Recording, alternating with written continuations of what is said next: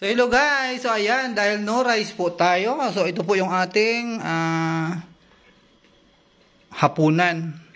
So mayroon po tayo, kanina naglaga ako ng baboy, ayan, laga, ano lang po to, paminta, asin, patis, hindi po kami nagtotoyo Tapos meron po tayong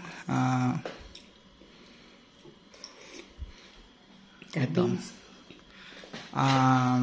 Cabbage, tapos merong tayong yung asawa ko gutom na kumain na siya.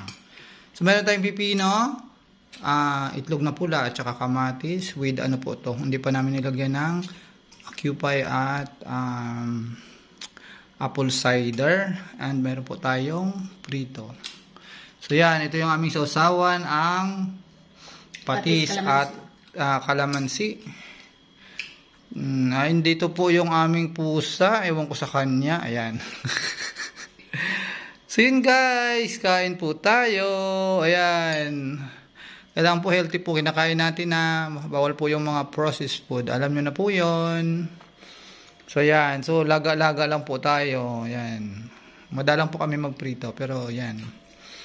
So yan guys, go low carb po tayo. Alam nyo yung diabetes nyo, madali po yung nagamutin kung marunong tayong na hindi kumain ng carbs. Ano ba yung mga carbs na yan?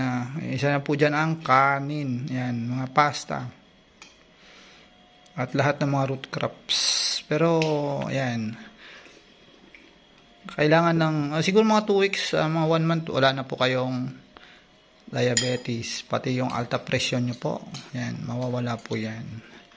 So yan, pag-aralan nyo po kung paano ang low carb, kasi yung iba nag-iisip sila kung bakit o paano nakakasurvive ang mga hindi kumakain ng kanin.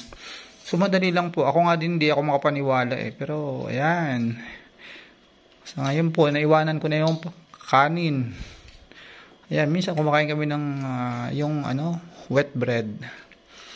Ayan, pero madalang po. So ayan, isa po sa mga alternative natin na gawing ang yung pipino. Ito. So, ayan, lagi kami may pipino. Ayan, parang salad siya pagkagawa. So, yun lang guys. So, ayan, stay healthy po tayo. Ayan, alamin po natin kung paano simulan ang paglo-low carb. May mga naman po madali lang po. Siguro nasa inyo lang ang desisyon. Kung gusto nyo talaga maging healthy. Okay, ayan. Sa susunod pong vlog ko, ayan, si Broken din po ito. Bye.